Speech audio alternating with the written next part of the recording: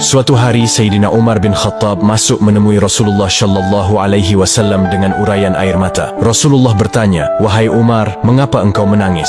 Kemudian Umar menjawab, "Ya Rasulullah, di depan pintu ada seorang pemuda yang menangis dan tangisannya sangat menyayat hatiku." Lalu kemudian Rasulullah menyuruh Umar untuk membawa pemuda itu masuk menemuinya. Ketika pemuda tersebut hadir di hadapan beliau, Rasulullah kemudian bertanya, "Apa yang membuat engkau menangis? Apakah engkau menyekutukan Allah?" "Tidak Rasulullah." "Apakah engkau membunuh seseorang dengan zalim?" "Tidak juga ya Rasulullah." Rasulullah berkata, "Allah akan mengampuni dosamu sekalipun sebesar langit dan bumi." Sambil menangis pemuda itu berkata, "Ya Rasulullah, dosaku lebih besar daripada itu, dosaku sangatlah banyak, dan aku takut pada kemurkaan Tuhanku." Rasulullah kembali bertanya, "Apakah dosamu lebih besar dari kursi Allah?" "Lebih besar lagi ya Rasulullah." "Apakah dosamu lebih besar dari arsy-Nya Allah?" "Lebih besar lagi ya Rasulullah." "Apakah dosamu lebih besar dari Allah?" "Tentu saja Allah lebih besar dan lebih agung dari segalanya," jawab pemuda tersebut. "Ya Rasulullah, aku adalah orang yang suka membongkar kuburan dan sudah 7 tahun lamanya aku melakukan ini. Suatu ketika ada anak perempuan Ansyar yang meninggal dunia. Usai ia dimakamkan, aku membongkar kuburannya dan melucuti kain kafannya. Setan telah berhasil menggodaku sampai aku menyetubuhinya. Setelah itu aku meninggalkannya begitu saja. Namun mayat itu seolah-olah hidup kembali dan berkata, 'Tidakkah engkau takut kepada hukumannya kelak di akhirat? Engkau telah meninggalkanku dalam kondisi telanjang dan junub.'"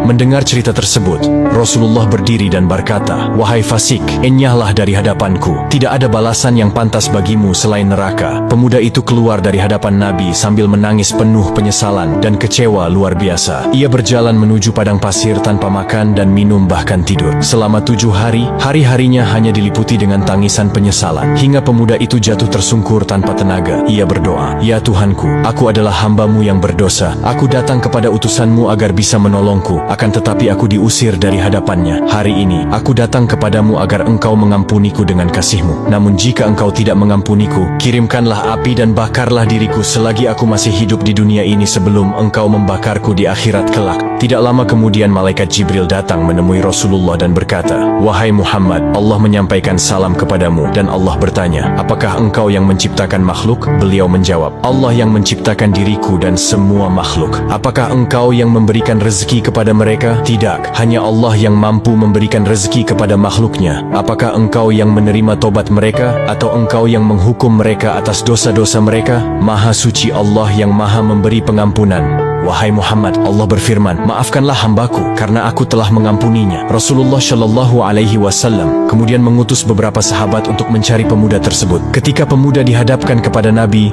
Rasulullah memberitahukan bahwa Allah telah mengampuni dosanya dan menerima tobatnya. Dan tidak lama kemudian,